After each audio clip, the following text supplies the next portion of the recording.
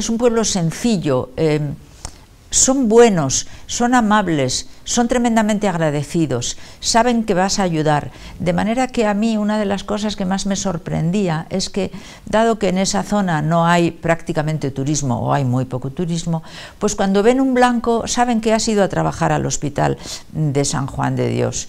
De hecho, Fray Florencio Priuli, aun siendo italiano, los franceses le han otorgado la Legión de Honor.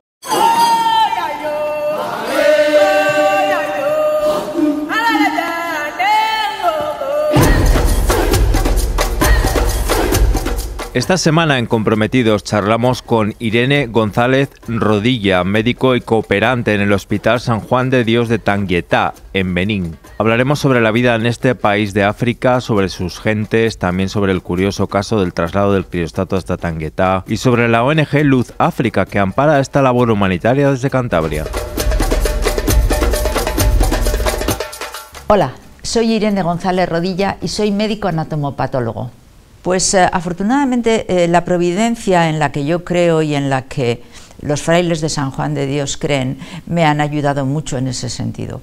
Yo me jubilé en un mes de junio y entonces aquel verano fue extraordinario. Yo me fui a la playa, junio, julio, agosto, septiembre, y cuando llegó octubre me encontré con una vida bastante vacía. No sabía qué hacer, no tengo hijos, no tengo nietos, ya hacer punto no se me daba bien, y la providencia me puso en un paseo que yo daba para desahogarme a una enfermera del hospital, a Matilde Prieto, una gran enfermera muy conocida por su profesionalidad.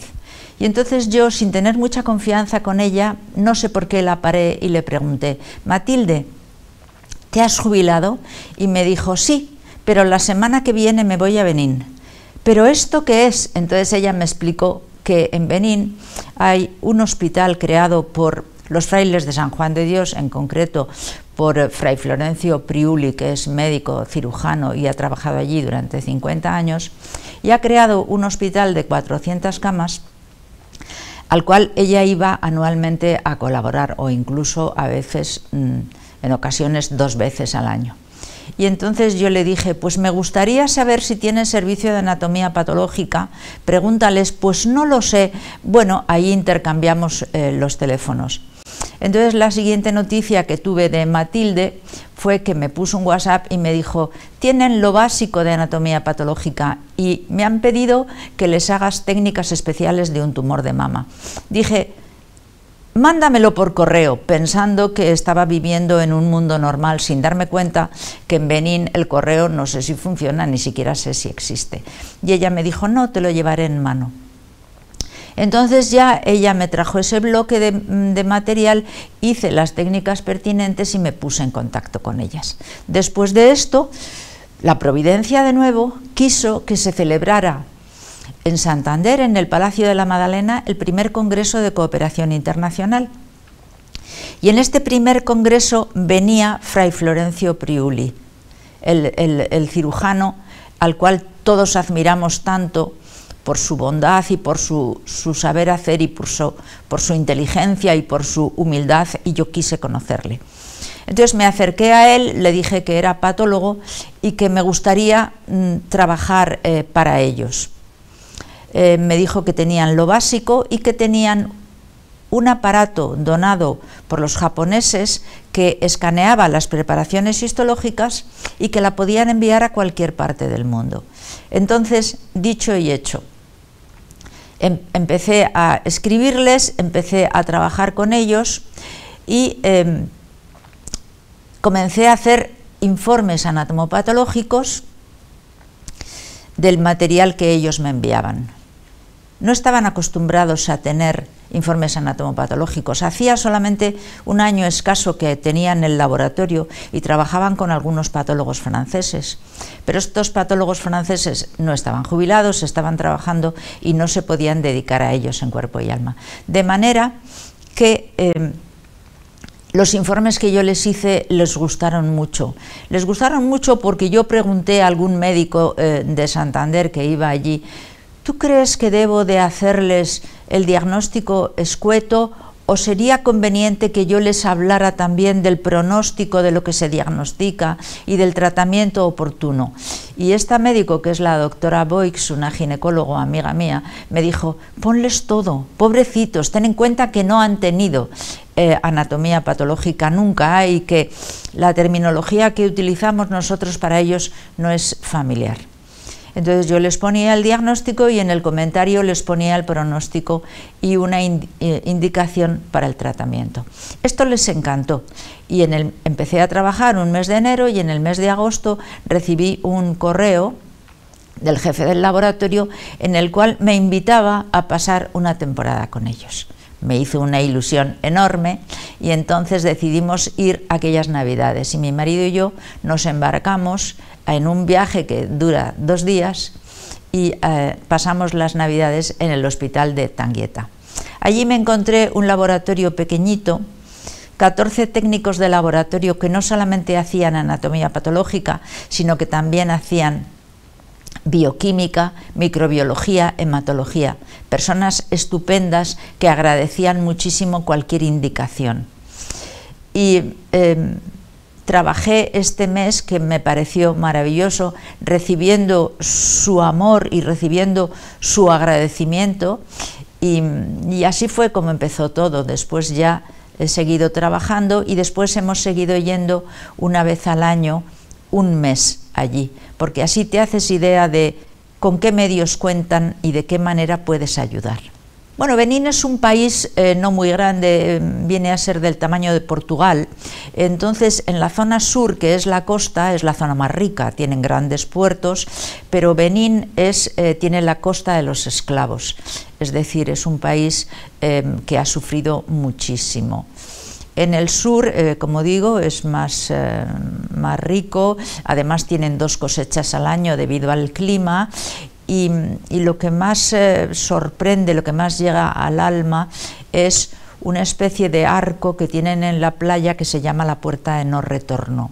Y esa puerta significa cómo los esclavos salían de allí en cajas metálicas, les metían en cajas metálicas, les metían en barcos, les tenían durante meses o semanas o hasta que llegaban a América.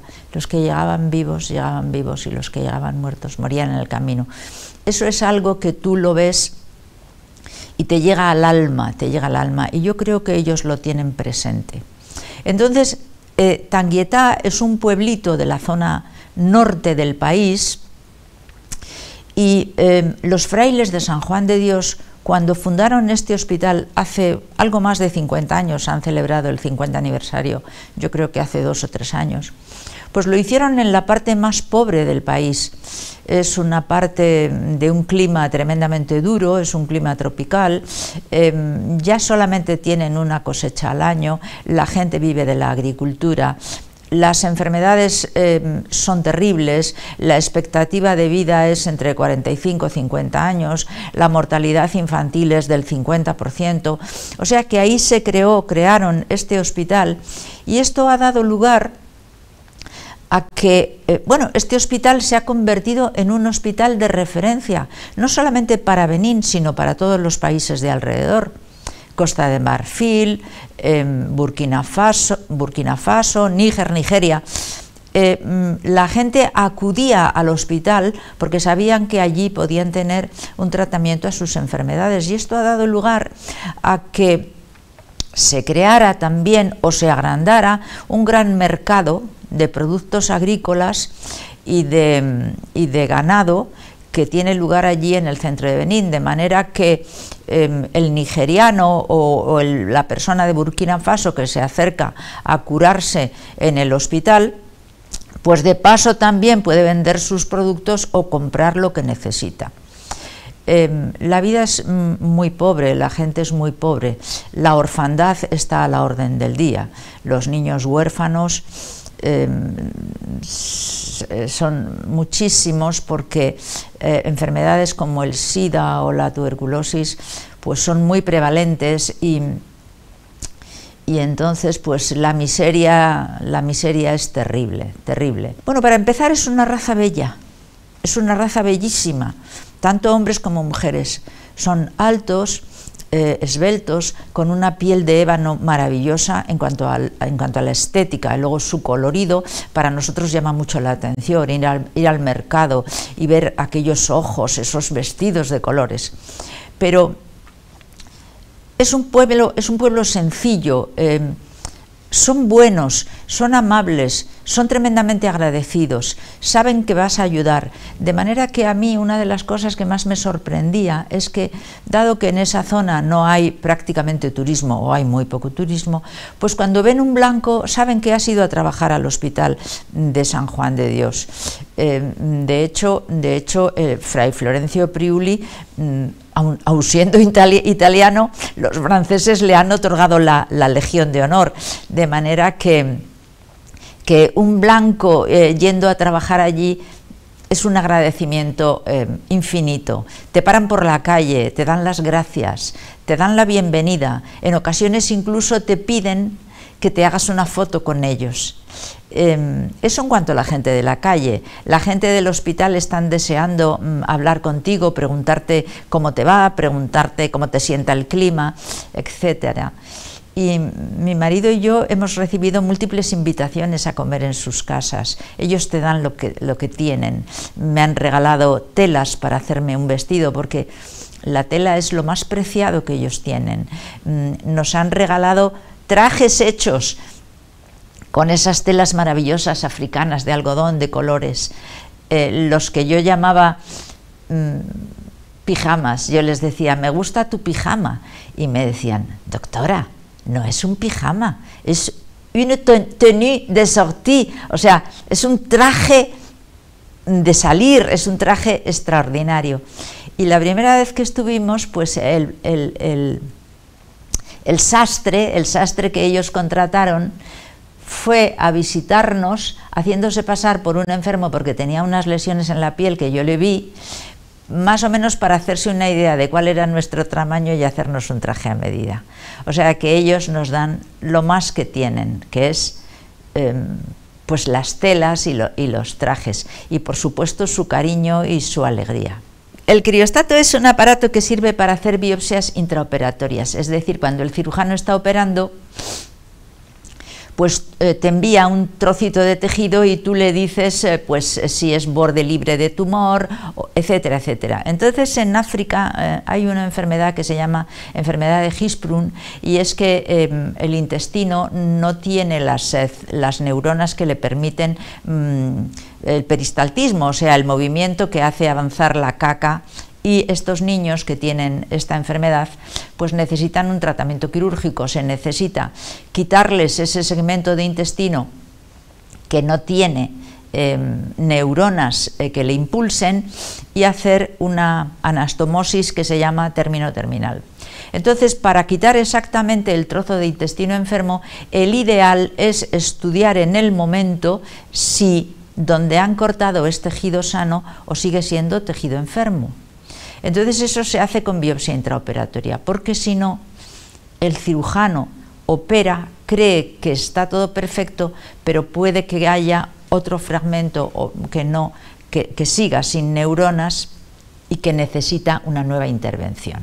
Entonces hay niños que necesitan 2 o 3 intervenciones.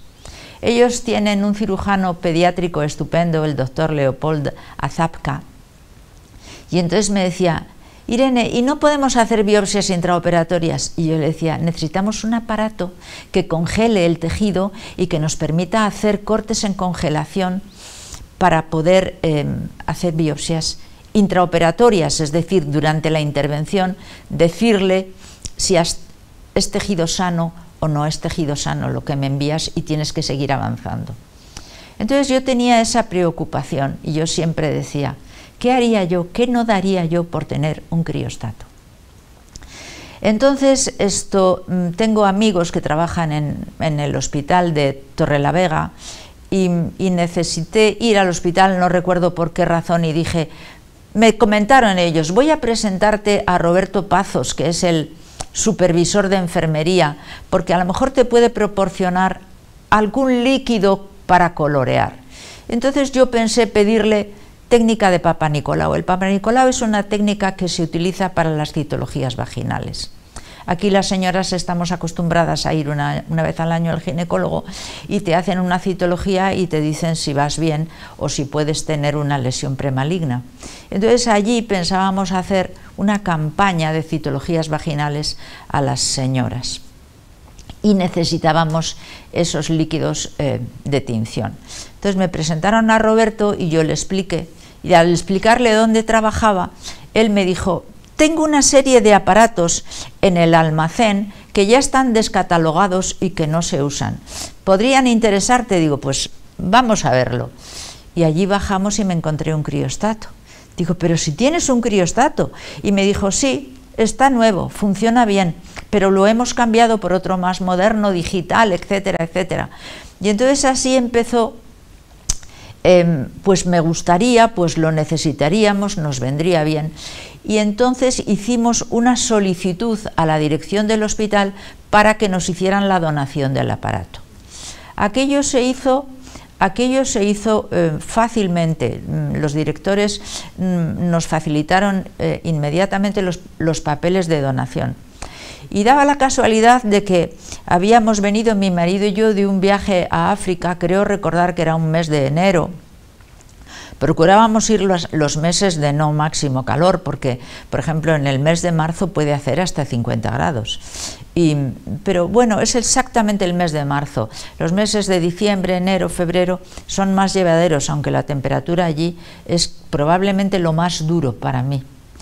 Y entonces, pues yo había estado visitando un centro de nutrición infantil donde vienen a tener 20, 30 niños a los cuales se les alimenta para evitar la malnutrición.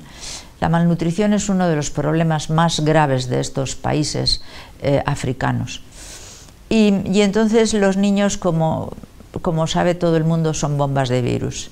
Y yo cogimos una diarrea espantosa justo el día antes de venir. El viaje fue tremendo, cansadísimo, y yo llegué a casa y bueno, pues con mucho malestar, con algo de fiebre, pensando incluso que quizá tenía que ingresar en el hospital por deshidratación, pero poco a poco pues me fui mejorando, y estando un día allí tumbada en el sofá, mi sobrina Paloma me dio una llamada telefónica.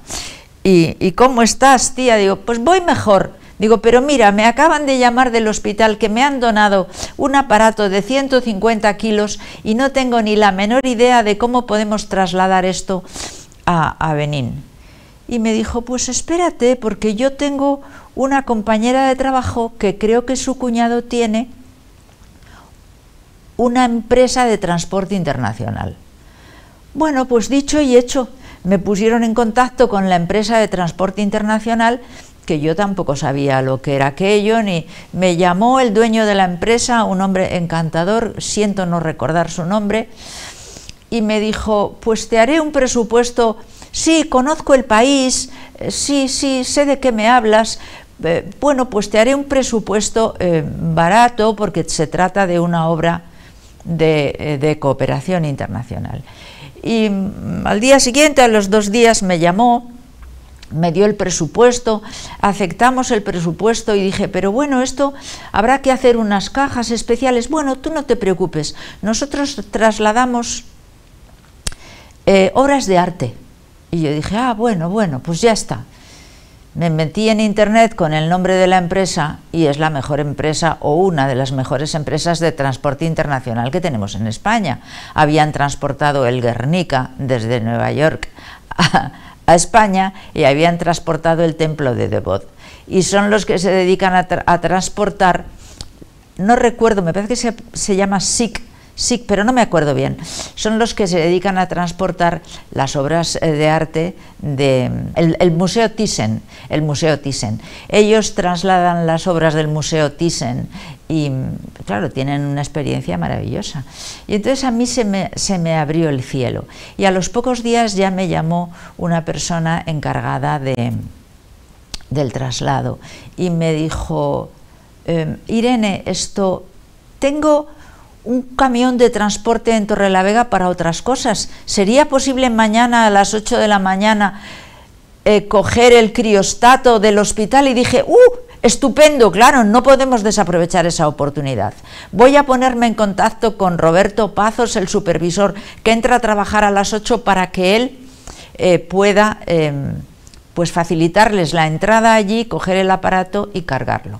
Así fue, lo llevaron a Madrid en esa furgoneta, bien cuidado, porque son aparatos de precisión, y de Madrid ya lo hicieron una caja, me enviaron fotos, me fueron pidiendo documentación de qué consistía el aparato, cómo era, tal y cual, y lo embarcaron en Barcelona. Lo embarcaron en Barcelona en un buque que venía de Marsella, y mi marido y yo seguíamos el trayecto del buque a través de internet. Y yo me pregunto, ¿qué hacíamos antes cuando no teníamos internet? Bueno, entonces yo ya me puse en contacto con los frailes, les llegará a ustedes un aparato, estoy muy contenta, les llegará a Cotonú en tal fecha. En Cotonú tenían que tener un permiso de recibir, de importación, no sé cómo era aquello. Esta empresa de transporte internacional me solucionó todos los problemas, tradujo al francés, se puso en contacto con la persona encargada de recoger el criostato en el barco, y de ahí lo llevaron a un dispensario que tienen los hermanos de San Juan de Dios en la catedral, en la capital.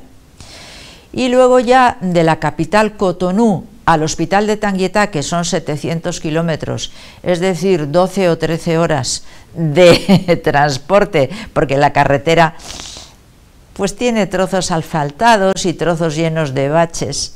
Entonces el aparato llegó al hospital de Tanguietá y yo les di la recomendación de que no lo sacaran de la caja, porque el clima es tan atroz que en la época de lluvia, si se moja, se oxidaría, y en la época de calor, pues no sé cómo podría responder un aparato a 50 grados. Bueno, en este intervalo mi marido se puso enfermo, y entonces yo pensaba haberme trasladado allí a ponerlo en marcha, pero evidentemente la técnica no es lo mío, Entonces mi marido se puso enfermo y lo fui retrasando, fui pidiendo a algunas personas, tú te irías, te vendrías conmigo, pero normalmente con la gente que me relaciono ya estamos todos jubilados, tienen nietos, están tranquilos y no quieren pues tener yo qué sé, un inconveniente en su vida, por llamarlo así, algún inconveniente. Y entonces no encontré a una persona que pudiera poner en marcha. Entonces recordé que hacía tiempo que dos médicos de Sevilla, dos jóvenes residentes, con ese ímpetu y esas ganas que da la juventud, habían escrito a nuestra ONG, a Luz África, para solicitar trabajo. Pero ellos eran jóvenes y me lo dijeron, Irene, un residente de anatomía patológica, y dije, bueno, pero es una patología muy dura la que hay allí, es una patología que no va a poder resolver un residente, y digo, en este momento no lo vamos a necesitar. Pero de repente me acordé de él y dije, ¿cómo no lo vamos a necesitar? Y le escribí un correo, me contestaron inmediatamente que estaban dispuestos a ir enseguida, y a los pocos días me dice, Ángela, la supervisora de mi laboratorio, se lo he comentado y quiere ir, y tú la dejarías. Y digo, pero ¿cómo yo no la voy a dejar si es lo que a mí me interesa, que vaya una persona, un técnico que conozca bien el aparato y lo ponga en marcha? Estuvieron en contacto con Luz África, porque Luz África pues nos proporciona que los billetes sean vistos como una donación y por lo tanto sean desgravables.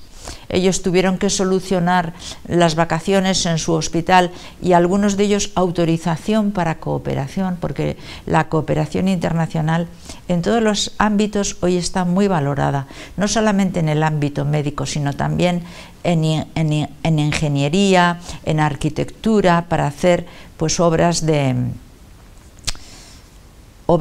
edificaciones y carreteras, etcétera.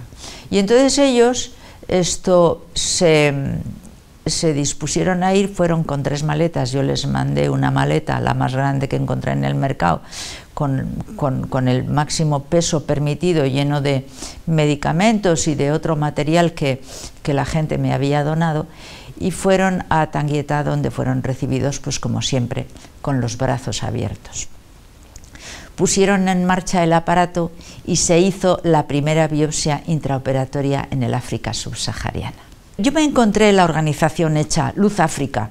Entonces Fray Florencio me dijo, ponte en contacto con Gaby. Gaby Díaz es un dentista santanderino, cántabro, mucha gente lo conoce, es magnífico, que iba a trabajar a África y conoce muy bien el hospital. Entonces él me llamó y me dijo, mira Irene, tenemos esta organización que se llama Luz África. El propósito de una ONG siempre es ayudar y facilitar las cosas, porque no es lo mismo viajar con el apoyo de una organización no gubernamental que viajar por tu cuenta. Entonces, Luz África es una ONG muy pequeñita, de manera que cualquier donación que se le dé a Luz África, uno sabe que va a ir directamente al hospital de Tanguietá, y a las monjas teatinas, que no he hablado de ellas, pero también llevaban allí la escuela y se preocupan mucho de los niños huérfanos. Hay que comprar leche para el centro de nutrición que depende del hospital, hay que comprar medicamentos básicos como son antibióticos, y no digamos ya cualquier tipo de quimioterapia para cánceres. Entonces, aquellas donaciones que se hagan a Luz África, además de ser desgravables, tienen que tener ustedes la absoluta seguridad de que no se va a perder ni una peseta y que van allí, va a ir directamente a las arcas del hospital, que por cierto está pasando grandes dificultades en este momento debido al yihadismo, porque mantener ese hospital y dar un sueldo a los 400 empleados que tiene, los más de 400 niños que suele tener ingresados, a pesar de que el hospital en la totalidad tiene 400 camas. De manera que cualquier ayuda monetaria es importante. En cuanto a la ayuda personal, pues importantísimo, importantísimo. En el tercer mundo, la medicina como más ayuda es con la cirugía, de manera que cualquier especialidad que tenga cirugía, como puede ser oftalmología, odontología, cirugía maxilofacial, cirugía general, traumatología, urología y por supuesto ginecología. La mortalidad en el parto es tremenda porque las madres no acuden